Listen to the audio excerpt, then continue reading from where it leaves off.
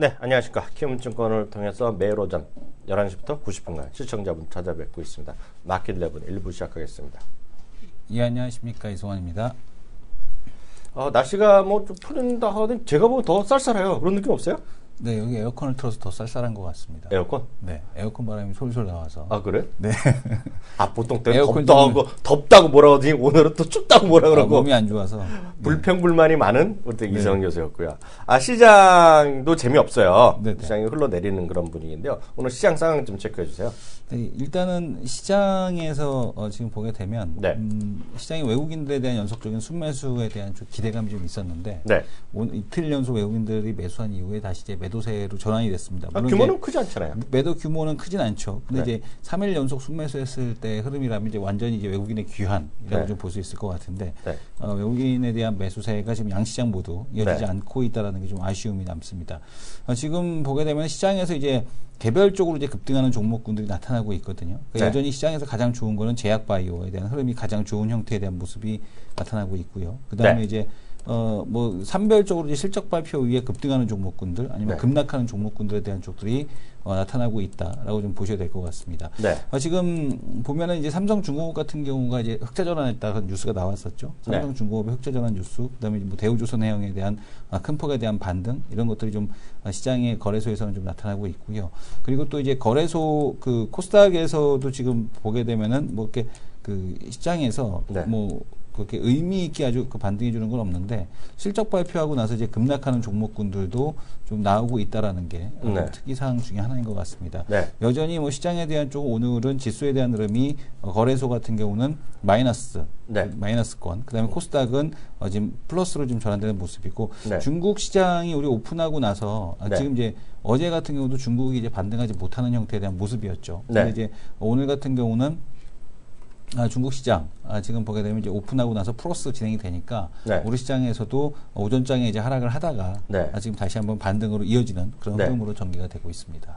전반적인 분위기는 어떠세요? 수급 앞서 잠시 외국인 얘기했는데 코스닥이랑 네. 수급 조금만 더 좀 주체별 좀 확인 좀 해주시겠어요? 그러니까 외국인의 수급을 한번 보게 되면 이게 그 특이한 거는 외국인 매도는 나오고 있거든요. 네. 근데 이제 우리가 외국인에 대한 그 누적 순매수에 대한 쪽을 좀 볼 필요가 있을 것 같습니다. 외국인의 누적 순매수를 보게 되면 네. 이게 전면 화면이 안 되는데 네. 외국인의 이제 누적 순매수에 대한 쪽을 한번 코스닥 시장에서 한번 볼 텐데요. 11월 10일 이후, 그러니까 네. 11월 10일 이후 외국인들이 코스닥 시장에서 이제 얼마큼 샀는가에 대한 네. 쪽을 볼 필요가 있을 것 같습니다. 지금 이제 보시는 이제 빨간색 선, 네. 빨간색 선을 한번 두껍게 한번 그려볼 텐데 네. 외국인들은 중간중간에 주식을 팔기는 하거든요. 중간중간에 주식을 팔긴 합니다만은 네. 어쨌든 계속해서 코스닥 시장에 대한 누적 순매수에 대한 쪽을 늘려가는 형태가 나타나고 있고요. 지금 보게 되면 이제 7,900억대까지 11월 10일 이후 매수가 됐는데 네. 이제 8,000억대도 뭐 지금 오늘은 매도하고 있습니다만은 다시 한번 매수가 들어오면 8,000억대 이상에 대한 매수가 들어올 수 있다. 반면에 같은 기간 동안 외국인은 거래소에서 8조 5천억까지 팔다가 네. 최근에 이제 이틀간 매수에 의해서 한 8조 1천억에 대한 그 매도로 줄어드는 그런 모습이죠. 그 10분의 1은 코스닥을 매수하고 네. 8조 원을 거래소에서 팔고 기관이 그 물량을 갖다 거래소는 다 받아줬고 네. 코스닥 같은 경우는 기관이 팔았고 기관이 팔았던 물량에 대한 쪽을 외국인과 개인이 이제서야 한 개인이 한 1,700억 정도 매수해주는 형태에 대한 흐름. 네. 기관과 외국인의 이 그 시장에 대한 시각에 대한 쪽이 상대적으로 많이 갈리고 있다. 네. 이렇게 보셔야 될 것 같습니다. 네, 맞습니다. 전체적으로 좀 시장이 큰 재미가 없는 그런 시장이죠. 그나마 코스닥은 좀 버티고 있는데 네. 그것은 상대적으로 뭐랄까요. 시총상의 대형주라고 표현해도 그렇고요. 뭐 그게 꼭 그렇게 표현할 수도 있고 어찌 보면 대한민국 경제를 이끌어가는 어찌됐건 간에 GDP 기준을 보면 이끌어가는 게 맞잖아요. 이런 것들이 시장을 좀 뭐랄까 좀 경제에 대한 우려감 이런 것들이 요즘 워낙 언론에서 많이 나오고 있는데 정말 그게 괜히 엄살을 부리는 건지 진짜 어려운지 모르겠으나 요즘 경제지나 이렇게 그 종합지 보면 엄청나게 우는 소리 하거든요. 근데 네. 진짜 우는 소리인지 어떤지는 판단은 못하겠지만 어저께 수출 지표 이런 거 보면 상당히 암담하잖아요. 예, 그래서 보면 물론 여러 가지 뭐 다른 이유도 있겠으나 그런 것들이 시장에 좀 억누르는 요인인 것만은 분명하다 이렇게 말씀드릴 수 있어 보이고요. 오늘 전반적으로 지금 특징적인 특징주들 어떤 거 좀 볼 수 있을까요?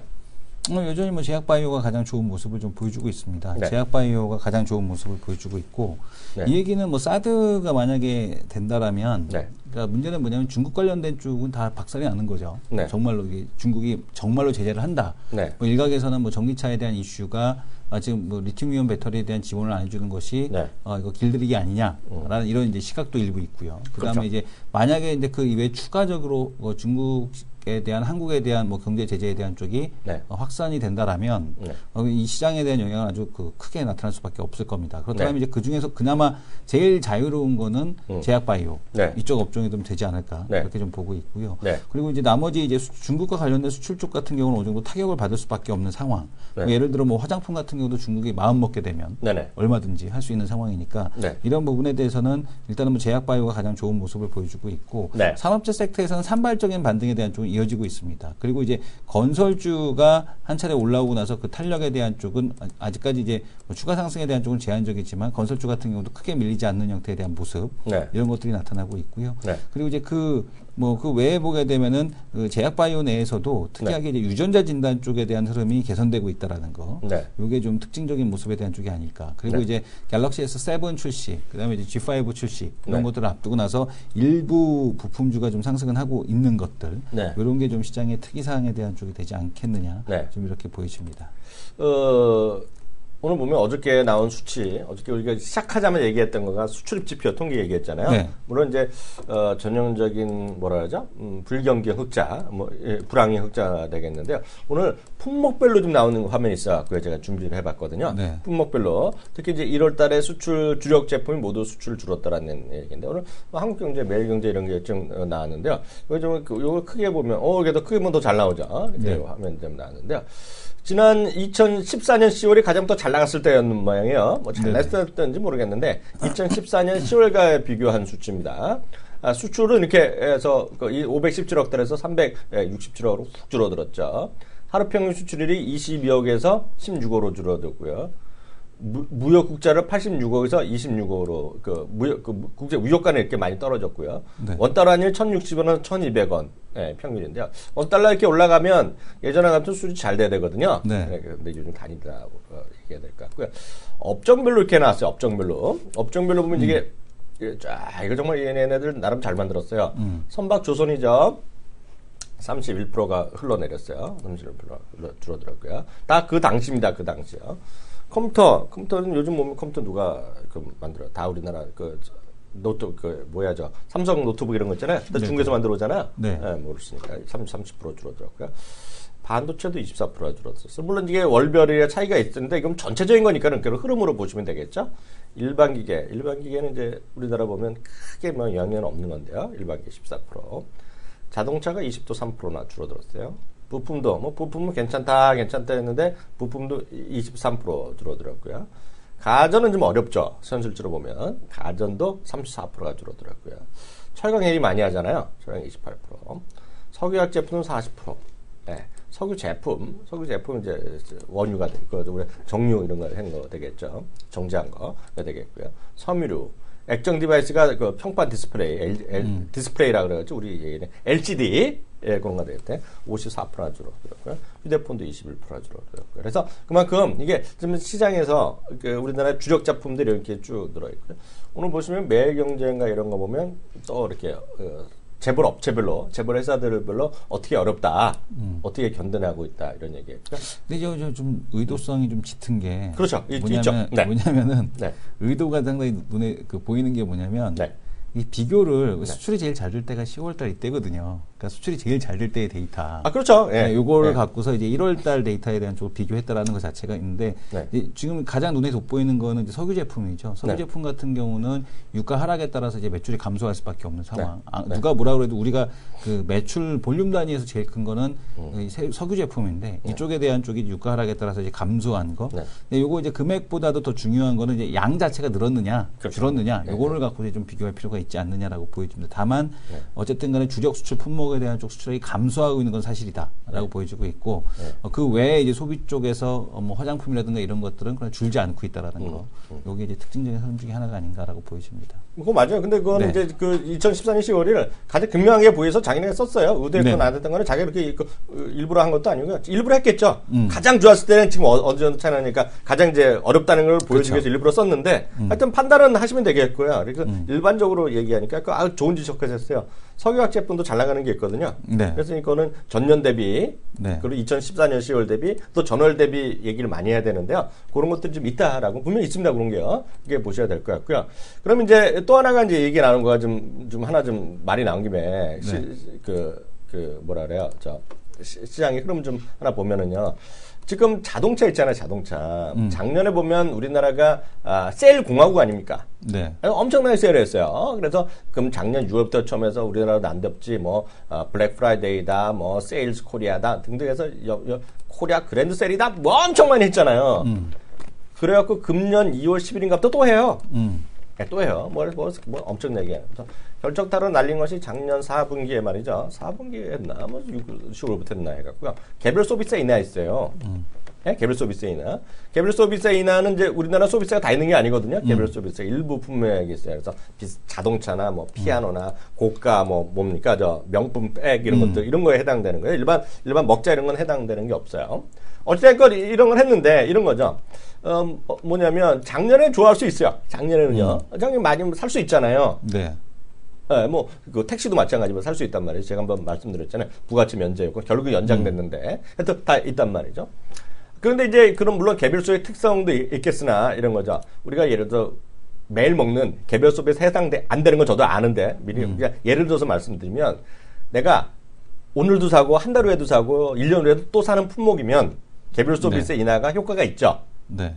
그렇잖아요. 네, 소비를 그렇죠. 늘리는 거 효과가 있잖아요. 네. 근데 이성 교수, 차 산 지 얼마 됐어? 차 산 지 몇 년 됐죠? 몇 년 됐어? 몇 년 벌써 한 5, 6년 됐죠. 5, 6년 됐죠? 네.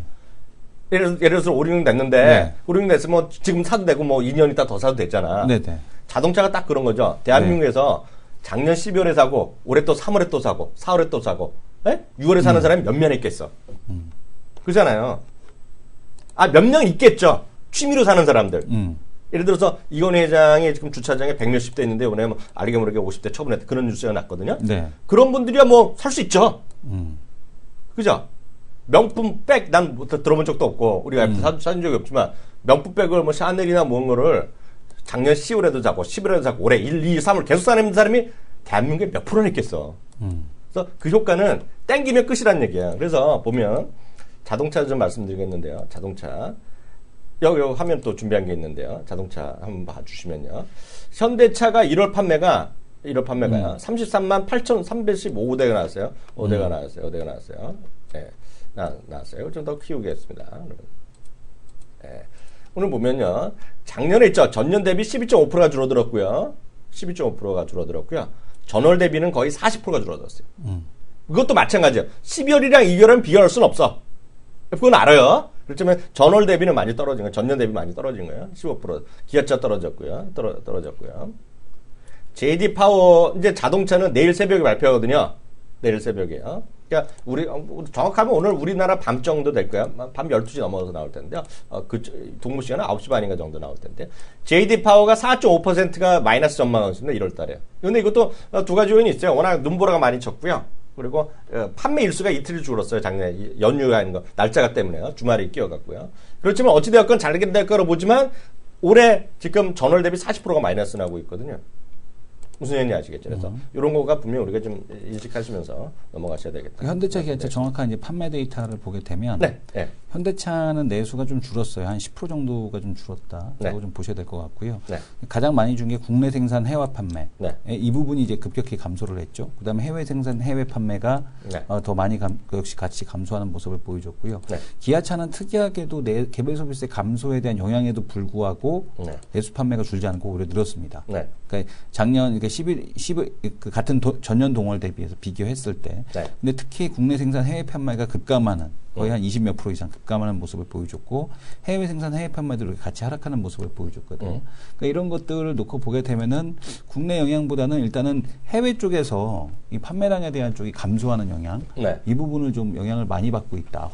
환율이 좋음에도 불구하고 이거는 조금 그 문제를 일으키는 것이 아니냐. 특히 이제 중국 쪽에서 얼만큼 많이 감소했을까, 이 부분이 퀘스천을 달게 할 것 같습니다. 특히 이제 중국 판매에 대한 쪽이 감소가 됐다라면 이 부분 같은 경우는 쉽게 회복하기가 어려운 상황이 아닐까라고 판단이 됩니다. 그래서 우스갯소리로 저희가 작년 10월이었나요? 네네. 그리고 우리 의선이 형님께서 네네.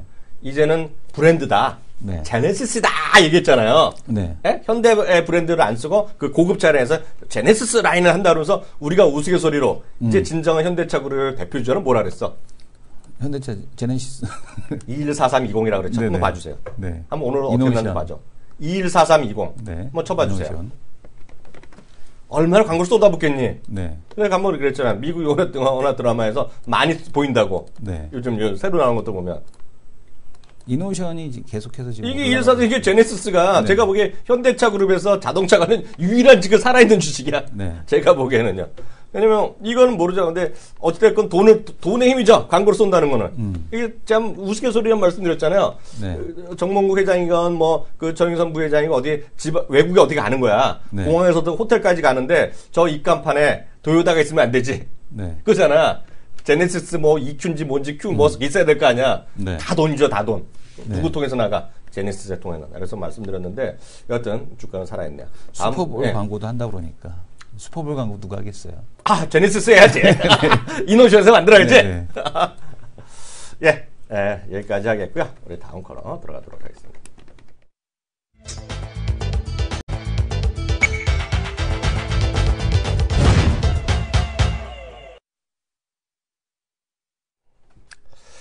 그 작년인가 말이죠. 그 이 대표 기억나실지 몰라요. 저희는 방송에서 여러 번 제가 인용했던 건데요.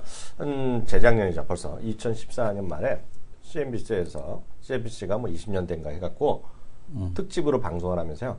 향후 25년 동안 보유해야 될 주식을 10개 발표한 적이 있어요. 25년? 네, 그 얘기 기억나죠? 네, 그 기억날 거예요. 그래서 방송도 하고 여러 번 인용했었는데. 좋네. 25년 안 지났잖아요. 이러면 되네. 빠지면. 아, 그렇죠. 네. 올라가고 떨어지는 것도 있죠. 그래서 뭐 거기도 보면 구글 들어가고요. 애플 들어가고, 페이스북 들어가고, 테슬라 들어가서 10개 중에 7개가, 예? 예, 기억나요. 10개 중에 7개가 IT랑 그 관련되는 회사였어요. 10개 중에 7개가. 예, 7개가 있고요. 나머지 3개가 뭐였든지 기억나세요? 몰라요. 4개가 있었는데요. 그 6개가 IT입니다. 죄송합니다. 비올리라고 있었어요. 비올리아. 네, 비올리아는 저거요. 세계 최대 물 관련 회사입니다. 그 프랑스 회사. 비올리아 엔지니어링이라는 회사가 있고요. 또 하나가 카니발이라는 회사가 있어요. 카니발. 그래서 그거는 전 세계 유람선 회사입니다. 유람선. 그 나머지 2개가 뭐냐면 하나는 심장 혈관 만드는 회사. 혈관.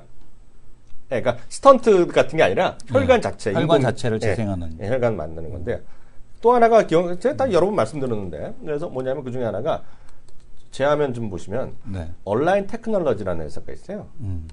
온라인 테크놀로지. 이게 뭐였던지 기억나세요? 안 나세요? 네, 기억 안 납니다. 예, 이거 온라인이요, 피디님. 온라인 테크놀로지가요. 이게 제가 지난번에 우리 장호석 전문가랑 밥 먹을 때도 얘기했던 회사인데요.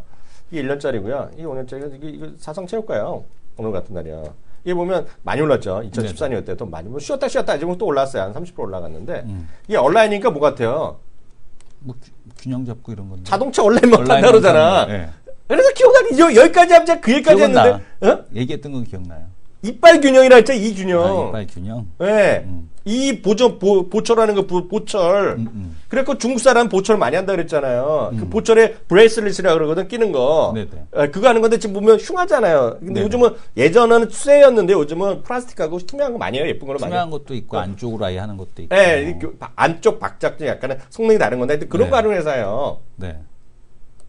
그래서 이게 왜 올라가냐면요. 이게 오늘 사상체육관인데 오늘 실적 깜짝 실적이 나왔어요. 이게 뭐냐면 제가 계속 말씀드린 거가 길게 봐야 된다 주식을 그 얘기하고 하는 거예요. 단기적인 해석할 게 아니라 중국이건 아시아건 이머징 국가에서도 이에 대한 관심이 많아지는 거죠. 예전에 그러니까 여러 번 말씀드렸죠. 우리나라 20년 전에 보면 우리나라 교정하는 면 별로 없었다고요. 근데 그때 보면 교포 애들이 오면 다 교포 애들이라는 애들이 이를 교정하고 있었거든. 네. 근데 요즘 우리나라는 교정 엄청 하거든요. 네네. 저희 딸도 했을 정도니까. 예? 저희 딸도 한 10년 전에 이거 했거든요. 교정했거든요. 요즘 웬만하면 다 하는데 그게 이제 중국 아직 초기지만 중국이나 이머징 국가에서 많이 한다는 거예요. 그것 때문에 올라가는 건 지금 이게. 심지어 그런 데는 일부러 교정기를 끼잖아요. 교정기를 끼는 이유가 뭐냐면 부의 상징이라서 가짜 교정기를 판대요. 그래서 그 부의 상징이기 때문에 그걸 낀다고 그러더라고, 오히려. 아, 그거는 좀 심하니까 안 써본 사람 얘기지. 그러니까 왜냐면 엄청 불편하거든, 그게. 그 진짜로 가짜 교정기 판다고 그러더라고요. 그럴 수도 있겠죠. 그래서 그 온라인 테크놀로지라는 걸 제가 말씀드린 게 그게 아니라 그래서 디오 있잖아요, 디오. 디오가 됐건 뭐 그 바테기가 뭐 그런 거 있죠. 자기 얘기하던 거 자기 그 사촌 동생이나 또 뭐 있죠? 그 디오의 경쟁사 워낙 오리지널 회사. 오스템 임플란트. 오스템이가 뭐 그런 거 있죠. 그리고 메디톡스가 됐건 뭐 그런 거 있잖아요. 그런 것들이 그러니까 제가 갑자기 이성훈 교수 편 듣는 게 아니라 매번 얘기했잖아요. 이게 꼭 필수 불가결한 건 아닌 거죠. 이가 안 좋더라도 사는데 먹고 사는데 이상이 없잖아요. 그래도 불구하고 하는 거가 이가 됐건 보톡스가 됐건 그래서 보니까 이건 메디톡스인가 이서진 선전한 거 TV 광고까지 하대? 네네. 보셨어요? 할만하죠. 네, 그게 노리면 이제 우리도 이렇게 IR의 효과도 있겠지만 외국에 이런 것도 하는 거잖아요. 네네. 이서진한 사람이 대한민국에서 광고한다 이런 거 하는 거거든요. 그래서 하여튼 그런 데 관심 좀 많이 가시면 좋을 것 같아요. 그러니까 꼭 지금 꼭 무조건 그러니까 예를 들어 감기약 수준이 아니라, 예? 그잖아요. 무조건 해야 되는 것이 아니라. 하여튼 선택적인 의료 행위 그런 거 있잖아요. 그 미용에 관련된 네, 미용이 됐건 그런데 이게 딱 이게 대표적인 게 온라인 테크놀로지 이게 유명한 회사예요 지금 이게서. 예, 딱 온라인 테크놀로지고 ALGN 이거 아셔야 돼요. 그래서 제가 지난번에도 한번 밥 먹을 때도 제가 개인적으로 장원석 부장관한테 얘기해 줬는데, 하여튼 이런 게 지금 세상이다. 네, 세상이다. 좀 보시면 좋을 것 같아요. 네, 다른 얘기 좀 해주세요. 그 카카오 택시 어쨌든 간에 써보면은 겁나게 편하죠. 그죠? 겁나게 편합니다. 왜냐면 이제 택시 기사가 어딘지 알고 찾아오고 그리고 이제 그 정확하게 위치를 내가 이제 저걸 해줄 수가 있기 때문에 전송해줄 수가 있기 때문에 카카오 택시 같은 경우는 그 지도에서 이제 오차 범위가 있는 거를 갖다가 자기가 이제 그 위치를 막 정할 수가 있잖아요. 되게 이제 그 생각이 좋은데 카카오뱅크가 지금 보게 되면 신용카드 시장에 대한 쪽에 진출하겠다라는 얘기를 하고 있습니다. 카카오뱅크가 신용카드 사업에, 그러니까 지금 카카오 같은 경우는 엄청난 가능성을 갖고는 있는데 못 하는 거죠. 그죠? 아직까지 이제 안 하고 있는 건데 카카오 대리도 한다 하고 안 하고 있습니다만은 지금 보게 되면은 인터넷 전문은행의 신용카드 사업이 불가능했는데, 그죠? 카드법과 관련되면 이번에 이제 금융위 결정이 이후 지난번에 이제 할 때 해준다고 그랬잖아요. 그러니까 지금 신용카드에 대한 쪽을 해주겠다라고 했고 이번에 이제 금융위 의결 이후 정식 진출이 가능해지면 카드 사업을 같이 하는 것으로 검토 중이다. 이렇게 되면은 카드를 굳이 발급 안 해도 상관없거든요. 그러니까 왜냐하면 이제 결제만 되면 신용카드 자체가 아예 그냥 그 발급조차 없이 그냥 스마트폰으로만 하는. 그렇지. 네, 그런 게 이제 가능해진다는 얘기겠죠. 그래서 이제 이런 것들을 놓고, 만약에 이제 그게 돼버리게 되면, 그리고 이제 그 NFC 결제가 됐던, 아니 바코드 결제가 됐건, 뭐 중국도 바코드 결제 하는데, 우리가 못할 이유 없잖아요. 전 중국이 뭐 기술이 대단해갖고, 텐센트가 뭐 되는 이유가 아니고, 그냥 걔네들은 바코드 결제를 해주는 거거든요. 바코드 결제만 해주게 되면은, 그 카드 없이도 그냥, 그 카드 발급 비용 없이도, 신용카드 사업을 할 수 있는, 그런 사업이 될 수 있다. 촘촘히 마일리지 조금 더 주고. 좀 더 주고, 뭐 카카오 그 마켓에서 물건 사고 하면 되는 포인트 더 주고, 포인트. 그렇죠. 그래서 2%, 지금 보게 되면은 그러니까 인터넷 중간 마진을 가져가는 결제 대행 업체가 불필요하기에 수수료 결제 금액의 2%가량을 낮출 수 있다. 그러니까 신용카드사들은 가맹점에서 최대 4% 달하는 수수료를 냈는데 그러니까 가맹점들이 야 카카오과 하면 절반이래 수수료가 안 할 이유가 없다는 얘기거든요. 누가 죽는 거야 그럼? 네? 누가 죽는 거야? 그러니까 안 먹는 거죠. 그 수수료를 안 받는 거죠. 그러니까 먹는 놈이 없어지는 거 아니야? 먹는 놈이 없어지는 거죠. 페이게이트가 죽어버리는 거지. 페이게이트가 죽어? 네. 그러니까 그 사이에 애들이 한국 사이버 결제 뭐 이런 애들이 있잖아요, 다. 우리가 말할 수는 없으나 우리가 나쁜 건 얘기 안 하잖아. 그러니까 그런 애들이 이제 그 중간에 그런 거 함부로 어디 가서 얘기하지 마. 어디 안 좋은 거. 어디가 이제 그 뭐냐면 안 하는 게 있기 때문에 가맹점이 4%에서 하는 수수료를 냈었는데 이거를 이제 안 할 수 있다는 얘기거든요. 그러니까 이런 것들이 나오게 되면 이제 상당한 파괴력을 가질 수 있다. 하여튼 이성훈 교수 얘기는 제가 중간 과정을 이해를 못하고 있으나 어찌됐건 제가 아는 건 이거죠. 이게 그 신용카드업을 허용해주는 건 이번에 인터넷 전문은행의 최고의 먹거리입니다. 그거가 최고예요. 왜냐하면 지금까지 신용카드 업을 하려고 그러면요. 일단 지점이 있어야 돼요. 그래서 지점당 이렇게 있어야 되는데 그걸 이번에 빼줬거든요.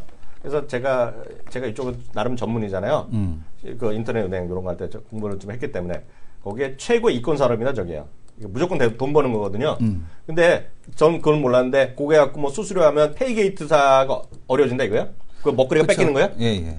그러니까 이런 거죠. 신용카드를 쓰는 사람이 제가 신용카드 이성계에서 썼어. 예를 들어서 삼성카드가 됐건 현대카드를 가서 그 카드를 내가 예를 들어서 백화점 가서 10만 원을 긁었어. 예? 그럼 10만 원 걸 때마다 2%니까 한 2,000원 정도는 누군가 먹는데 이게 페이게이트가 누군가 먹는데 그 얘네 카카오 카드로 쓰면 안 먹는 놈이 빠진다는 거죠? 그 중요한 건 뭐냐면 가맹점들이 알아서 찾아온다는 얘기죠. 하여튼 그러니까 결론은 그게 중요한 거죠. 거죠. 그러니까 빼먹는 놈이 없어진다는 거잖아. 네. 먹거리가 그거보다 더 중요한 거는 이게 더 늘어난다는 얘기가 더 중요한 거죠. 카카오가. 그러니까 카카오 늘어나는 건 무조건 맞는 말인데 네. 맞는 말이고 그러니까 가입자 이사는 무조건 좋잖아. 예. 그 가게를 하는 사람은 좋잖아. 수수료가 예. 없어지는데. 근데 중요한 거는 그것 때문에 그동안에 그거 없으면 카카오 없으면 알아서 2%가 먹을 걸. 현대카드 가서건 삼성카드 가서건 신한카드 가서건 앉아서 먹는 놈이 있었는데 예? 그 먹는 놈은 먹는 게 빠진다는 거지? 예. 맞죠? 확실해? 아니 좀 안 맞는데 어쨌든 그런 걸로 하죠. 또 먹는 게 좀 줄어드는 거 맞죠? 네네. 줄어드는 거 맞죠? 네네. 그럼 무조건 악재죠. 네. 줄어들면 무조건 악재죠, 뭐. 네. 2% 아닐지언정. 네. 예, 보시면 될 것 같습니다. 하나만 더 보죠. 네, 지금 보게 되면 또 하나 그 내용을 한번 볼 텐데, 아까 슈퍼볼 했으니까 네. 이제 지카 바이러스 공포의 여행주 급 직격탄. 네. 이제 이인데 이거 어떻게 생각하세요? 여행주? 그거요? 네. 지카 바이러스 특집을 해드릴까요? 지카 특집 한번 할까요? 지카 특집? 하나 투어도 빠지고 모두 투어도 빠졌는데 지카 특집 해볼까요? 네, 지카 특집으로 한번 해보죠. 왜냐하면은 좀 이해가 안 되는 것 중에 하나가 물론 이제 인도네시아에서 발병했잖아요. 네. 그죠? 여행도 안 갔던 사람이 네. 지금 보게 되면 지카 바이러스에 걸렸다. 그래서 네. 그럼 그 모기가 결국에는 이게 넘긴 거 아니냐라는 얘기를 하고 있는데 이런 걸 놓고 보게 되면은 이제 무섭기는 한데 네. 중요한 거는 그러면 이제 모기는 좀 네. 덥고 습한 나라에 많잖아요. 우리 추워. 관광객들 이번에 춘절때 우리나라로 오는 거 아니에요? 됐습니다. 중국인 지카 바이러스 관광객들? 특집 가겠습니다. 네네. 지카 바이러스 특집 가겠는데요. 지카 바이러스가 도대체 언제부터 생겼을까요? 예? 네. 제가 다 준비했어요. 레포트를 써왔어요. 네네. 1947년 네. 아프리카 우간다. 예? 그래서 원숭이에서 처음 발견됐습니다. 처음 발견됐어요. 그래서 최근에는 조금 더 화면을 키워드리겠습니다. 친절하게. 했는데 아프리카랑 동남아, 태평양 지도 등에서 발견했는데 최근에는 남미랑 카리브해에서 발견했어요. 그래서 이렇게 생겼답니다. 이렇게 생겼대요. 어떻게 되느냐? 제가 의사도 아니고 의학 지식이 없기 때문에 베낀 거니까요. 네. 보시면 돼요. 댕기열 같은 거. 열성 질환을 유발하는 이집트숲 모기가 전염원이라고 알려지고 있어요. 네? 우리나라 얘기가 왜 나오냐? 작년에 한 보고서를 통해서 한국에서도 흰줄숲 모기 이렇게 생겼답니다. 이렇게 생겼대요. 이게 전염원이 될 수도 있다라는 보도가 나온 적이 있어요. 네, 기사가 있어요. 찾아보면은요. 그래서 어떤 뭐 의학 관련해서 발표한 적이 있어요. 근데 그 흰줄숲 모기가 주변 야산이나 군부대 인근에서 자주 발생한답니다. 근데 현재까지 직접 전염된 사례는 없다라고 보셔야 될 것 같고요. 걸리면 어떻게 되느냐? 다시 말씀드리지만 이게 걸리면 어떻게 되고 어떻게 전염되고 이거는 100% 확인된 바가 하나도 없어요. 다만 확률적으로 온 사람이 많이 있었다 얘기예요. 소두증 있죠. 머리가 작아진 거. 그러니까 뇌가 발달이 안 된 건데요. 임신한 상태의 엄마가 지카 바이러스에 감염될 경우에 태아가 소두증에 걸릴 때 태어날 가능성이 있다는 거예요. 예. 그래서 가능성이 그러니까 확실치 않은 거예요. 관련성이 높다는 것이고요. 그래서 소두증의 원인 중에 하나로 지카 바이러스가 지목됐다라고 보셔야 되겠고요. 문제는 그래서 질병관리본부에 가면 제가 오늘 나온 건 전부 다 질병관리본부에서 찾아온 거거든요. 보통 분들은 3일에서 7일 정도 약하게 발열이나 발진 나오고 나서 그냥 끝나는데 몸이 안 좋거나 이렇게 걸리는 거죠. 근데 이제 무서운 거가 전신 마비에 일단 사례가 있다는 거예요. 지카 바이러스가 가장 발달된 브라질에서는요. 지카 바이러스에 감염된 성인 전신 마비로 발전할 수 있는 길랭바레 증후군이라는 게 또 있대요. 예? 그래서 두 개가 같이 감염된 사례가 있었다는 거예요. 그런 사례가 좀 있었다는 거예요. 그래서 그런 거죠. 그래서 당연히 임신하기도 겁날 수 있잖아요. 그래서 일부 브라질이나 일부 국가에서는 지금 임신하지 말라고 권하는 상황입니다. 그래서 네, 그런 얘기 아시겠죠? 지금 요 화면 있죠? 이거는 오늘 아침 6시인가 제가 뽑은 거예요. 질병관리본부에 보면 지금 오늘 현재 26개국에서 발병했어요. 아시아 쪽에선 태국이 발병했어요. 태국. 근데 이 자리 어떻게 나오는지 모르는 거예요. 그래서 아까 이게 말한 거 간적도 없다 얘기가 나오는 거예요. 네. 그래서 비상사태를 선포했잖아요. 그래서 관련주를 여기 얘기합니다. 네. 실제 치료전에 백신은 없어요. 없어요. 지금 하나도 없어요. 명문제약이 모기 기피제. 네, 이건 알아서 판단해 주시면 되겠습니다. 오리엔트 바이오가 내염 백신 원료다 한다. 그리고 진원이 관련 백신 개발하겠다 뭐 이러는 거. 또 이런 것도 있어요. 일부 성행위를 통해서 걸릴 수도 있다라는 또 일부 보도가 있어요. 확인된 적 있다 없다 없어요. 네, 그래서 전부 다 확인된 적은 하나도 없어요. 그런데 기타 제약주 올라가는데요. 이거에 관련해서는 딱 뭐 가능성이 있다 없다는 건 하나도 모르겠고요. 사노피 하면 먹어주잖아요. 네. 사노피 말은 믿어줘야 되잖아요. 사노피가 얘기한 거를 말씀드리겠습니다. 지금 현재 지카 바이러스에 대해서는 알려지지 않은 것이 대부분이다. 알려지지 않은 것이 워낙 많다는 거예요. 그래서 사노피 얘기가 지금 백신을 연구 개발 능력이 있는지 없는지 판단할 수 없다. 사노피 얘기입니다. 사노피. 네, 근데 주식은 늘 그렇잖아요. 그래서 제 결론, 테마주 매매를 유의하자는 얘기가 제 결론인데, 이거는 제 얘기일 뿐이고, 주식은 합리적으로 가는 건 아니죠. 그러니까 그건 알아서들 하시면 될 것 같습니다. 하나만 더 보죠. 이 정도 되면 박수 한번 쳐줘야지. 박수 한번 쳐줘야 돼. 이렇게 정말 깔끔하게 나오잖아, 깔끔하게. 네. 네. 주의하자. 네, 주의하자. 그러니까 알아서도 목이 안 물리면 된다. 네. 네. 그리고 당연히, 지금 임신한 분이, 잘 생각해 보세요. 임신한 분이, 예를 들어서, 브라질이나 이쪽 중남미 가려고 그러겠어요? 워낙 또 잘 안 가요. 임신한 사람은 워낙 자지도 않은데 거기까지 멀리 간 사람 대한민국에 몇 명 있겠어. 그것 때문에 여행주가 떨어진다? 절대 아니라고 보고 있고요. 뭐 그런 여행주가 안 좋은 거는 지금 요코에 대한 감소 우려? 뭐 이런 거죠. 그것 때문에 떨어지는 거 아니냐. 전 그런 생각 갖고 있는 거지. 이것 때문에 남미 워낙 가는 사람들 별로 없죠, 솔직히. 아니, 그렇잖아요. 남미 여행 가는 사람 별로 없어요. 여기 있다가 저기 간 앵커. 네. 거기 뭐 30시간. 네. 거기 뭐 안전하게 동네에서 사는 거지. 이거 지금 목이 안 물리면 되는 거죠. 뭐. 알아서 하시면 되겠죠, 그냥. 네. 자, 그리고 지금 보게 되면 특이한 거는 이제 유가가 어쨌든 어제 내리긴 했죠. 어제 내리긴 했는데, 워렌 버핏이 정유주를 매집하기 시작을 했다라는 얘기가 나오고 있습니다. 지난주에 이제 세계 2위 정제 회사죠. 필립스 66. 필립스 66을 1조 원 가까이 추가 매수를 했다라는 얘기 나오고 있는데, 이게 이제 지난주만 산 게 아니고, 그러니까 계속해서 필립스 66에 대한 쪽을 매수하고 있다라는 얘기를 하고 있습니다. 그러니까 필립스 66의 지분을 사들인 건 지난해 8월, 작년 8월부터 샀고요.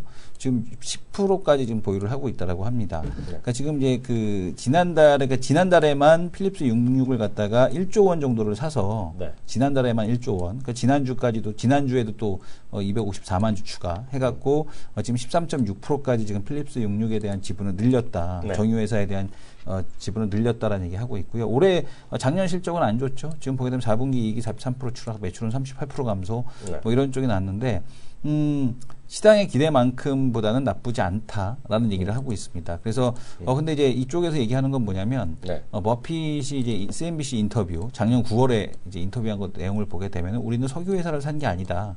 필립스 66이라는 회사를 좋아했기 때문에 투자를 했고 그 경영 방식이 매우 마음에 든다라는 얘기 했는데 버핏이 이제 본격적으로 추가 매수 작년 8월 사고 나서 추가 매수를 한 시점이 이제 $30 깨지고 나서 국제 유가가 $20 미만으로 떨어진 이후 반등하기 시작을 했을 때 지분을 매수했다라는 그런 얘기가 나오고 있습니다. 그러니까 유가가 여기서 이제 어느 정도 유가가 이제 바닥을 찍었다라는 어느 정도 이제 뭐 바닥권을 찍었는지 안 찍었는지 모르겠습니다만 바닥권에 임박해 있다라고 워렌 버핏이 보는 것이 아니냐 이런 뉴스에 대한 쪽이 있었습니다. 네, 각자 반면에 또 골드만은 $25 간다고요? 골드만삭스는 결국 유가는 $25 이하 간다는 얘기 하고 있고요. 그게 뭐 계속 간다는 게 아니라 그리고 떨어질 거란 얘기 하고 있고요. 이거죠. 지금 골드만삭스 얘기 잠깐 보여드리면 이거요. 즉 시장에서 사람들이 저거 아닙니까? 또 이제 유가가 또 좀 반등하니까 4일 반등하니까 연말까지 $85 간다는 사람도 있거든요. 그러니까 늘 말씀드리지만 주장이 엄청 많은 거예요. 주장이 없으면 주식 증권회사가 뭐하러 존재해? 주시장이 없죠. 주장이 없으면 없잖아요. 근데 골드만삭스의 얘기는 딱 이겁니다. 이게 오늘도 영어 공부 한번 해볼까요? 네. 우리 또 영어 공부하는 좋은 방송이야. 골드만삭스는 It's too late for OPEC to save oil. 투투 정보 딱 들어가자. 투투. 가능하다 없다. 가능하다 아니다. 불가능하다. 예, 지금요. 너무 늦었다는 얘기예요. 예? 그래서 지금 오페크가 결정할 수 있는 상황이 아니다. 라는 얘기하고 있고요. 오페크가 감산할 수 없다는 얘기인데 이렇다고 예 주장일 뿐이고 일부에서 $80 얘기하고 있고요. 이렇잖아요. 오늘도 보면 또 똑같은 얘기인데요. 또 석유 회사를 아이칸 형들도나 그 형들이 많이 샀다가 지금 엑스레이갖고 엄청 짜증낸다는 기사도 있어요. 근데 워렌 버핏은 또 다르죠. 워렌 버핏은 맨날 얘기하면 나이도 많으신 분이 20년 후를 본다 산다 그러잖아요. 그래서 그 워렌 버핏뿐만 아니라 워렌 버핏 주주류에서 하시는 분이잖아요. 많죠. 근데 워렌 버핏은 이제 전 세계 2위 부자잖아요. 미국의 포비스 기준이 2위인가 부자 아니에요? 미국 기준으로 보면 2위의 부자인데요. 그 부분에 대해서 우리 또 얼마 전에 우리 주동인 전문가가 얘기했잖아요. 워렌 버핏 같은 분은 내려도 사고 또 내려도 사고 얼마나 돈이 많으니까 막 사잖아. 대한민국에 몇 분이나 있어. 예? 근데 대한민국은 장기적으로 보면서 사는 게 맞죠. 살 수 있죠. $80면 대박 나잖아요. 근데 그건 다 알아서 판단하시면 될 것 같습니다. 하여튼 늘 말씀드리고 하지만 제 주장은 방향성을 우리가 알 수 없으나 다양한 주장이 있다. 저희의 노릇은 저희의 이런 많은 사람들 의견을 객관적으로 전해드리는 시간이 되겠습니다. 예, 오늘 1부는 여기까지 하겠습니다.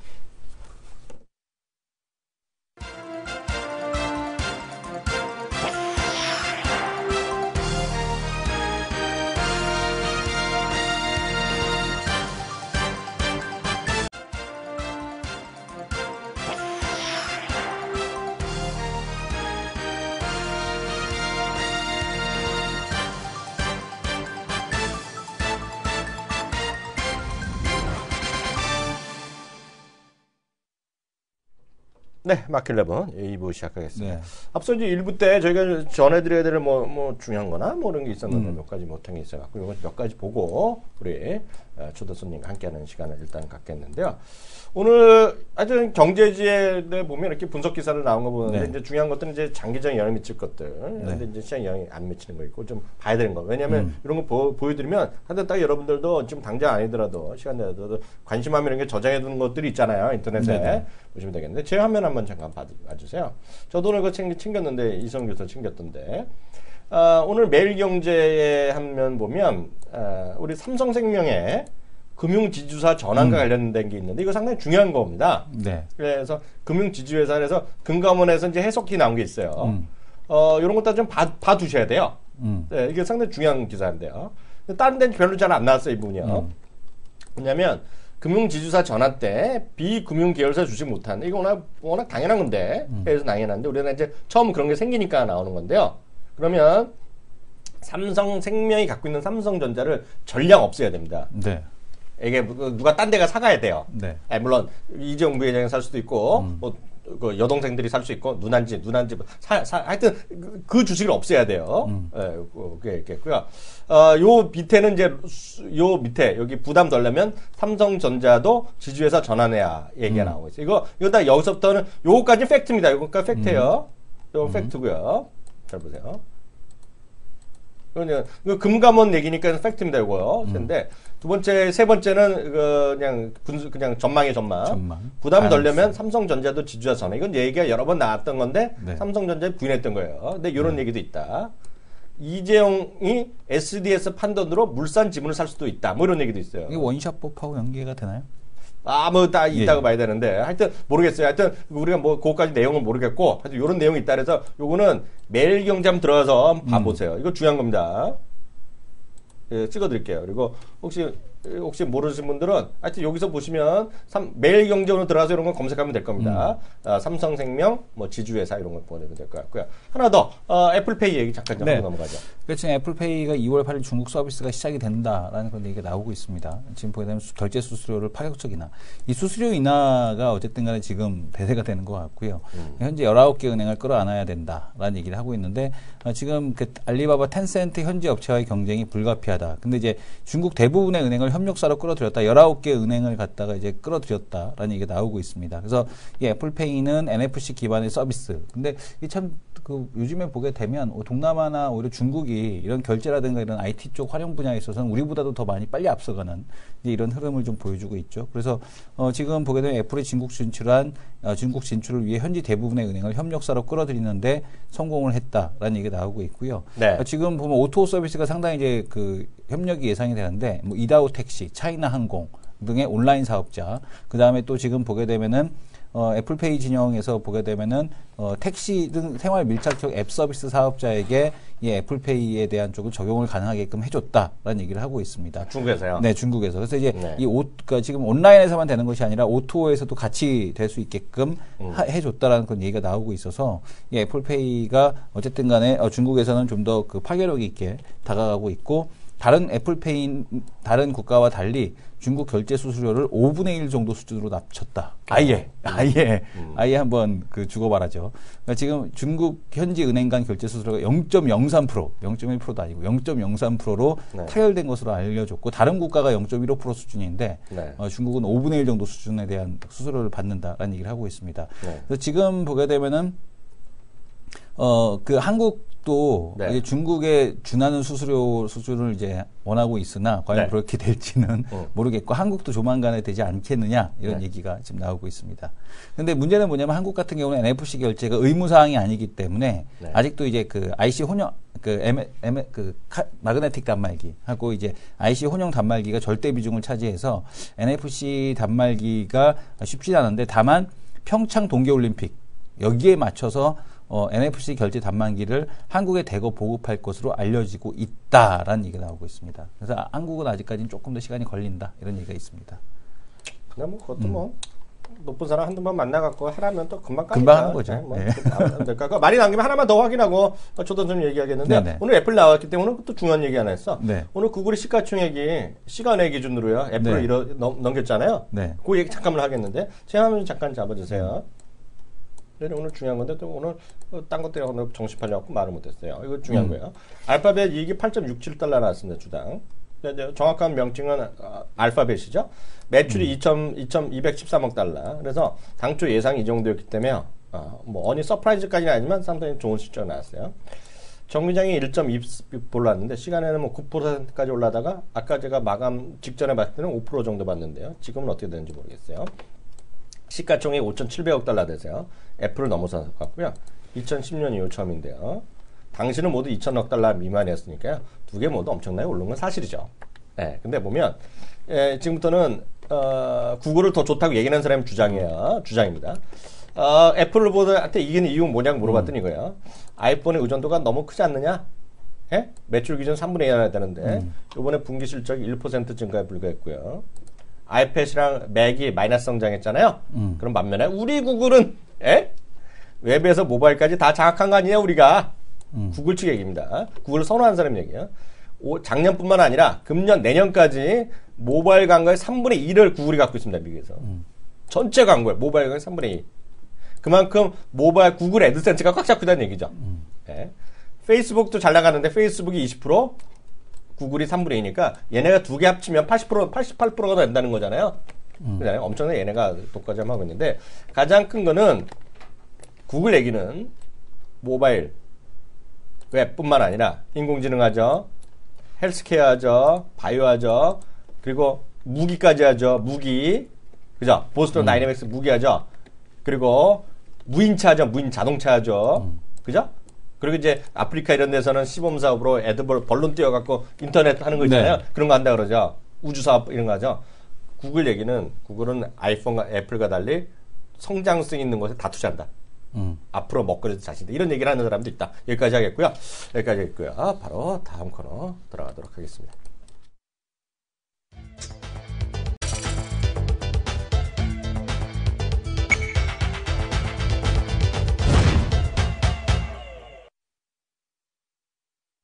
네, 스타게임 토크 코너인데요.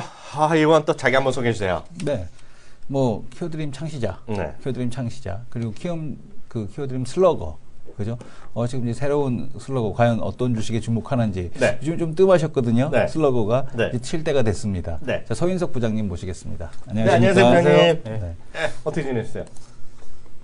요즘 아주 그냥 절치부심하고 있습니다. 절치부심. 이제 칠 때가 되셨어요? 이제 칠 때 됐어? 네. 느낌 왔어. 느낌 오는데. 왜냐면 이게 주가라는 게 이제 보통 이렇게 빠질 때 파는 건 좀 그렇고, 일반적으로 이제 손절매 한다고 하더라도 이제 반등을 노려가지고 이제 손절매 하는데, 지난주에도 말씀드렸다시피 1월달 반등을 기다렸는데 5번이나 실패했거든요. 지난주 이제 월요일 방송할 때가 뭐 5번째 반등 시도였었는데, 그게 이제 다음날 바로 이제 유가 하락이 나오면서 그렇게 빠질 만한 하락은 아닌데 일단 뭐 반등이 실패가 되고 곧 바로 다음날 또 수요일부터 이제 반등이 이어지는데 6번째 반등 시도인데 이번 뭐 반등 성공이라고 봐야 되겠죠, 지금은요. 네, 그러니까요. 그래서 일단 금주 그리고 설 이후까지 일단 뭐 반등 흐름으로 장을 보시는 정말 거의 한 달, 지난 1월은 뭐 역대급 하락이라고 그러더라고요. 1월은. 그렇죠.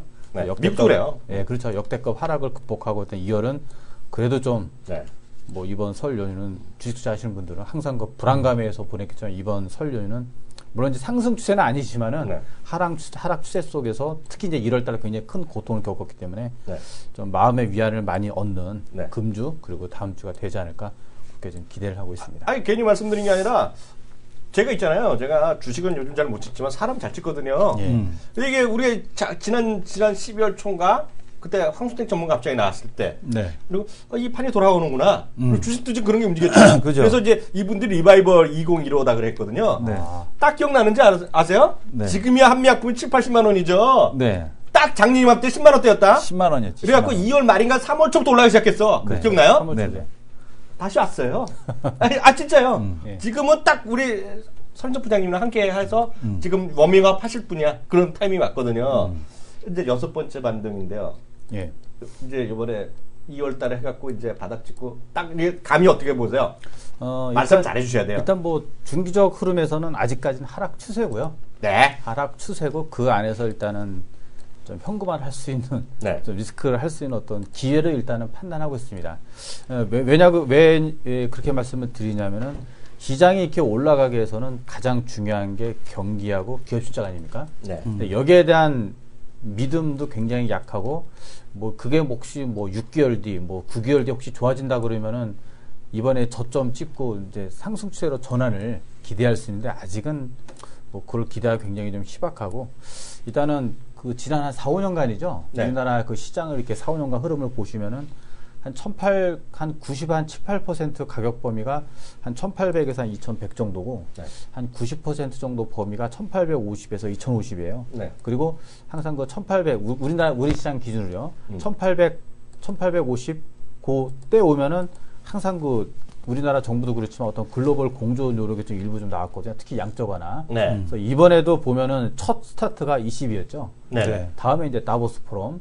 그리고 세 번째가 이제 BOJ. 그리고 이제 마지막에는 이제 이번 주에 아마 뭐 스탠리 피셔라든가 일부 연준 위원들의 어떤 뭐 시장 우호적인 발언이 나올 것으로 보이는데 일단은 우리나라 시장 포함해서 글로벌 증시가 일단은 돈의 힘으로 상승 추세 전환은 아니고 일단 돈의 힘으로 일단 반등이 전개되는 국면이라는 거 그것에 대한 판단은 거의 뭐 일치하는 의견을 일단 보여요.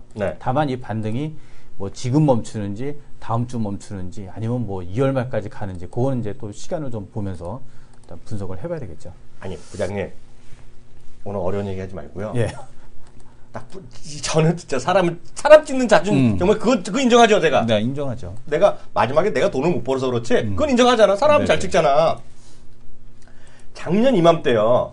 딱 이거 보지 마세요. 준비한 거 얘기하지 마시고요. 12개월 전으로 돌아가면 10만 원대였단 말이죠. 그리고 한미약품은 계속 그게 10만 원대가 계속이었다. 내가 기억나. 2014년, 그러니까 14년 12월 말 종가가 99,000원 정도 됐을 거예요. 99,000원 때 10만이었는데요. 그렇죠. 그때 한미약품 왜 보고 계셨어요? 그때 이제 그 얘기를 해주시면서 지금 보고 있는 거를 어떤 거라고 얘기를 해주셔야죠. 그래, 지금 빨리 같이 들어가지. 뭐 굉장히 지금 중요한 내용인데요. 질문 좋지 않아요?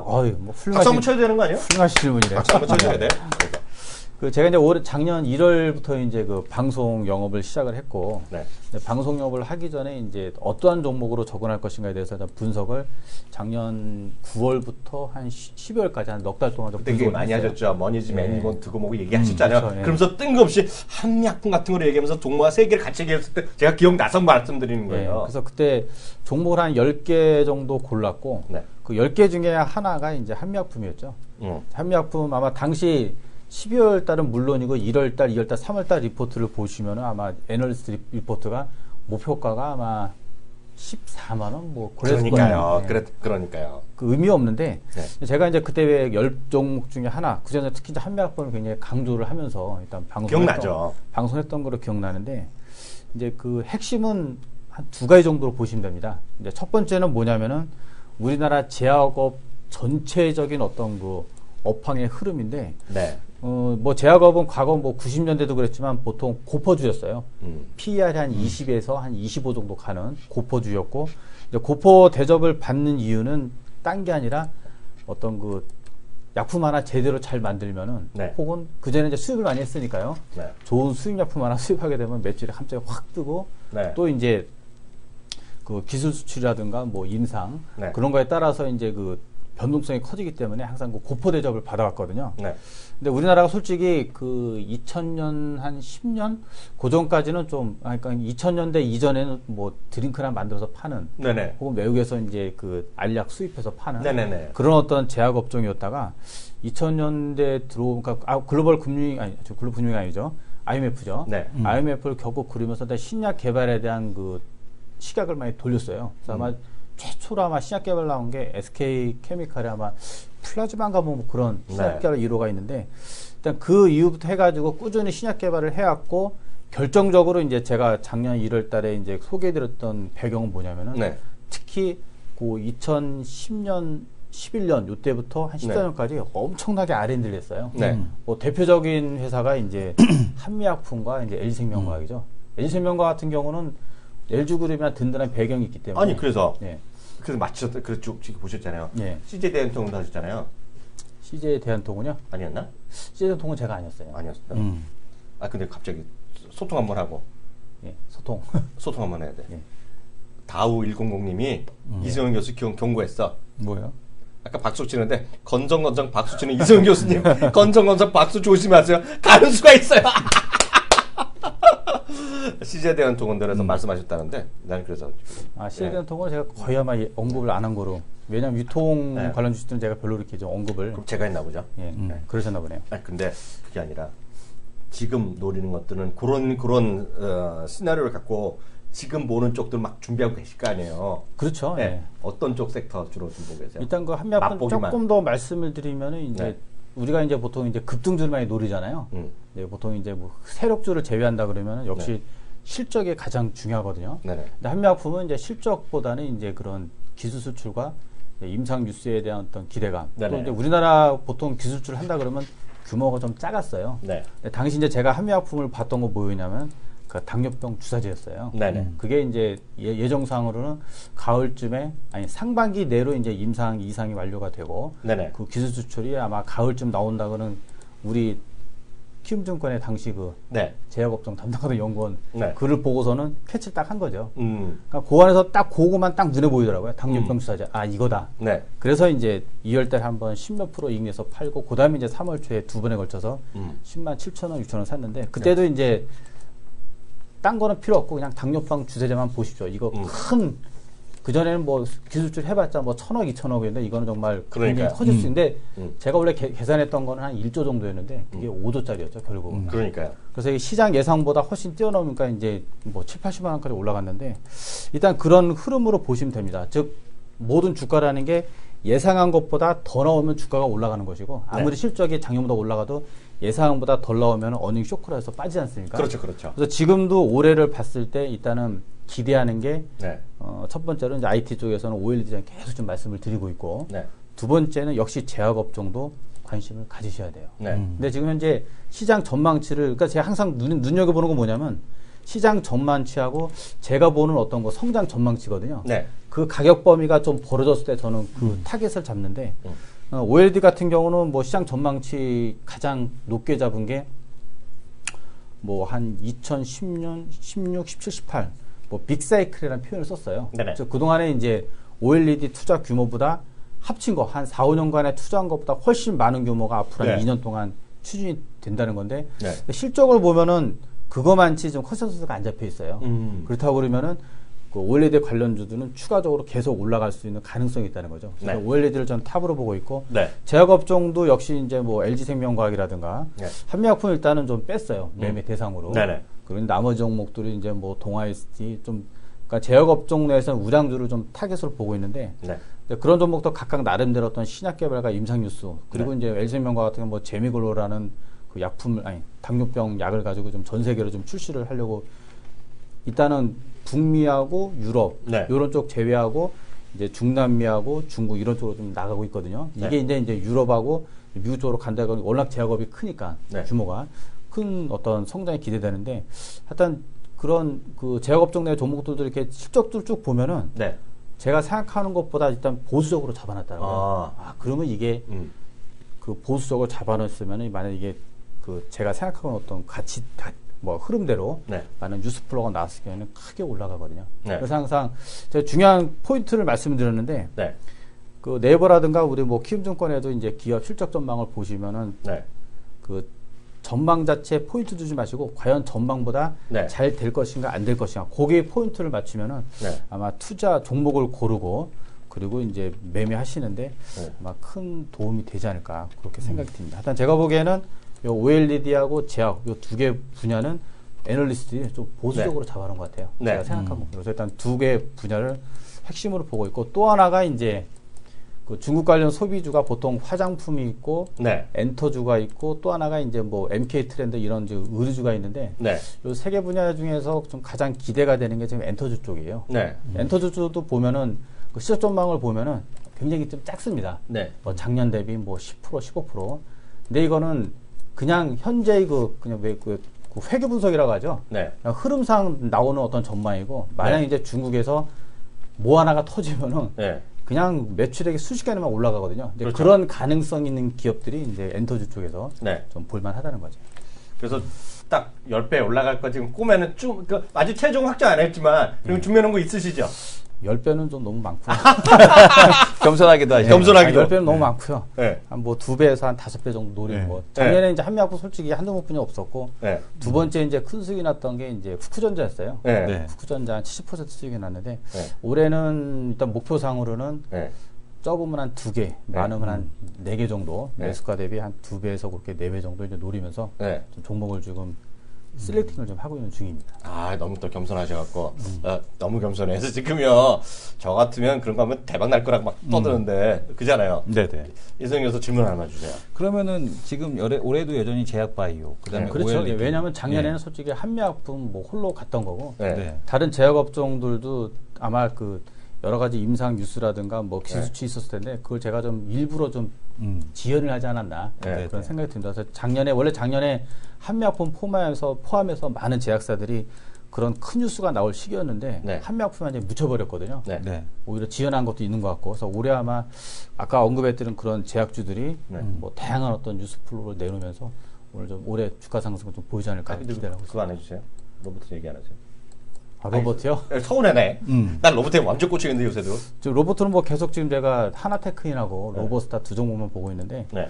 로보스타가 생각보다 이게 꾸준히 실적은 나오는데 주가가 못 올라가고 있거든요. 네. 그래서 그 원인은 아직 지금 찾아보질 못했는데 못 찾으셨어요? 아직 원인 저는 원인 알았어.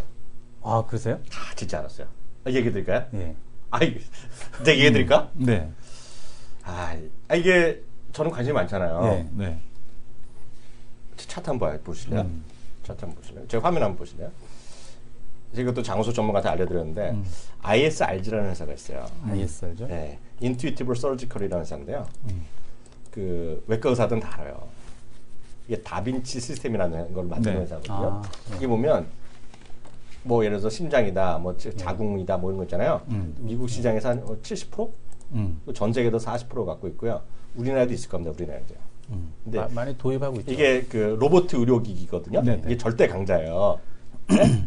근데 제가 이걸 또 글 쓰다 보니 저는 이런 거 글 때문에 아는 거죠. 제가 어떻게 알겠어요. 근데 이게 사상체육과 그럼 가는 건데 지금도 계속 네. 가는데 주가도 엄청 비싸죠 이게.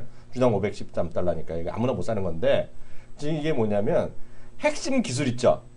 로보스타가 뭐지? 하여튼 핵심 IT 그 핵심 칩 기술 있잖아요. 예, 예. 팔면 뭐해? 80%가 다 수입이라네. 80%가 미국이랑 일본이 갖고 있대요.